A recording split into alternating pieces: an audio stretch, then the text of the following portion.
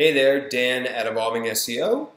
I received a question via email today by someone by the name of Jason. He saw my post about all the different rank trackers that you can use to track your rankings for SEO. And I'm just going to read most of his email here.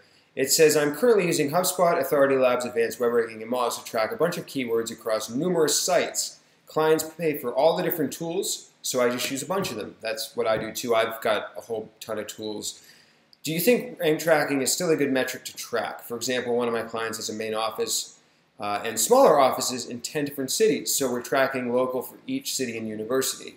So what I would do there for local rankings, which is a slightly different question than the rest of this, is check out Whitespark's rank tracking tool.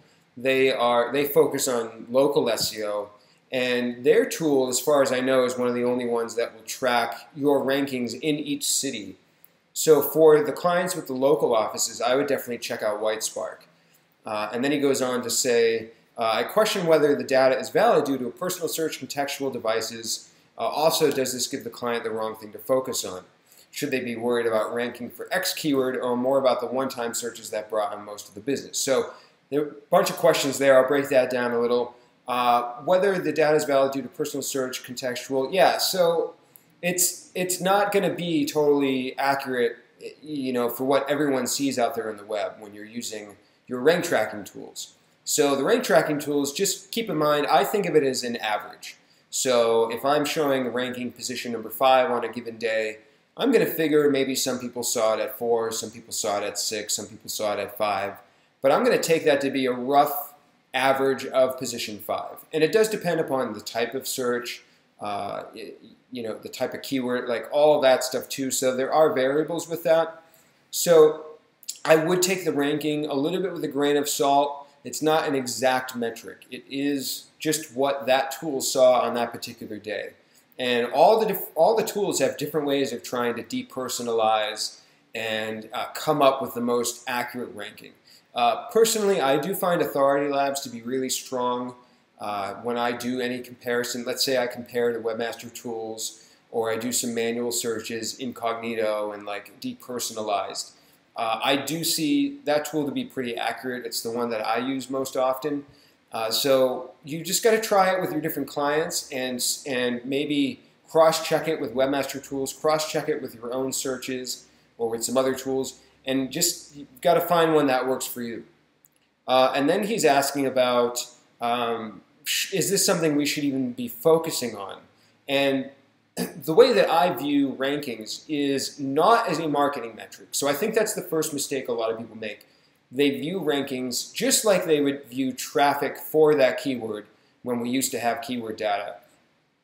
But rankings is not a marketing metric, at least not in my opinion. I view rankings as a technical metric. And what I mean by this is I love tracking rankings because when Panda comes out, when Penguin comes out, or some other algorithm change, you're on Mozcast and you see some shift happened, then it sounded like I said something besides shift right there. I'll leave that to your imagination.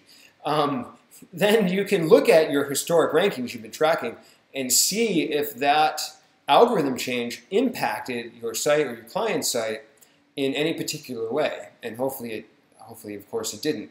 But even if there was no algorithm change, you can be tracking rankings to maybe assess for yourself if there's some kind of algorithm shift happening. And that's how I love to track rankings. It's not something that I report to clients. It's not something that I, will celebrate as a success if we improve rankings.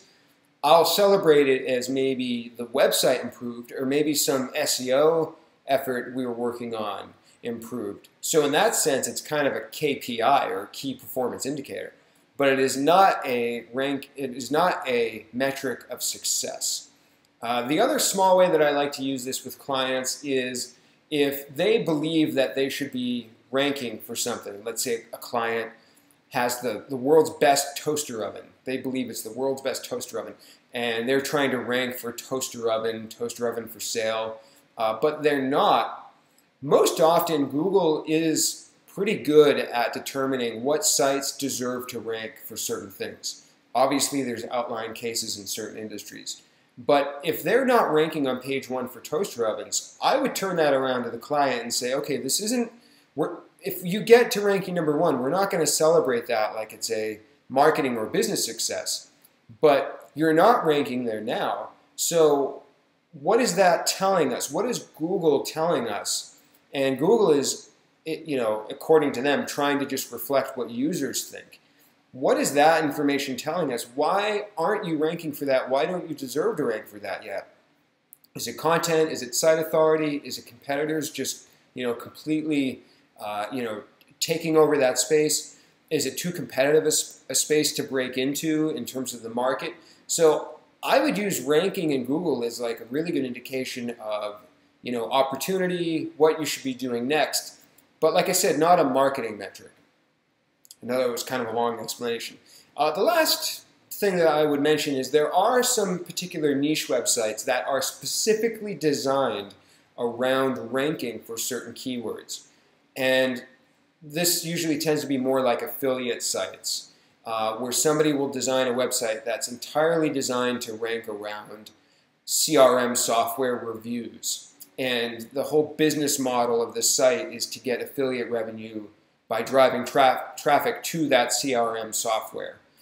In these small cases where the site is designed entirely off of search traffic around keywords, then rank tracking might make a little bit more sense.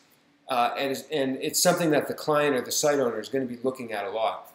It's still not something I would use as a marketing metric per se, but it is something that I would look at a little bit more closely on a day-to-day basis and maybe report it to clients, but in most cases they're probably looking at it every day anyways, because it's something that's very top of mind for them. So one last little question in here, I'm just going to answer this last one and then wrap it up, is he says another example, I work with a startup that has over 1 million pages of content on their site. They bring in traffic from a massive amount of keywords. Should I track keywords individually or track more on sectors, or just focus on organic traffic? These guys want to rank for tens of thousands of keywords. I'm going to focus on the last part of that sentence there. These guys want to rank for tens of thousands of keywords. I would ask them why. Why do they want to rank for tens of thousands of keywords? Do they think it's going to then result in marketing or business success? And you want to keep asking why, until you really dig down to what the reason is, why they think they should be ranking for these tens of thousands of keywords. But ultimately, I would definitely try to shift away from tracking thousands upon thousands of keywords. When you have a website that big, when you have that many keywords, I don't view it as a really practical or impactful thing to do, to track that many rankings. What I would probably do, like I said, just to keep an eye on keywords in a technical sense, is definitely pick your handful of your top couple hundred most searched, highest volume keywords and track those. In a tool like Authority Labs, you can add tagging so you can categorize your keywords. So, if there's a certain little sector, maybe pull out the top 5 or 10 keywords from that sector and track that. That's what I do, what I'm tracking my rankings. Again, it's not something where I want to track thousands and thousands of rankings for keywords, because at the end of the day, it's all about, is that data giving you something actionable to work off of? And tracking the ranking of a keyword that gets a couple searches a month does not give you really anything actionable to work off of. The last thing I would add is if there are certain landing pages that they're really trying to drive traffic to from organic search, you can obviously assemble a bucket of keywords around that landing page and then track that, because that's actionable, because then you can say, okay, here's our rankings for this specific page. What action can we take to this page in terms of content or site architecture, whatever it is, to then make improvements to that. So at the end of the day, these metrics are all about also being actionable, where if the data isn't giving you something you can actually take and do something with, then again, I don't really think it's worth it. And to me, like I said, rankings don't indicate success, or they shouldn't be viewed as a success metric. So I know that was a little long. There were a bunch of questions in there. I hope that helps answer them. That's kind of how I go about doing things. If anybody does have any other questions, send me an email, dan@evolvingseo.com, or hit me up on Twitter, Dan_SHURE. I'd be happy to hop on another video at some point. And thanks for watching.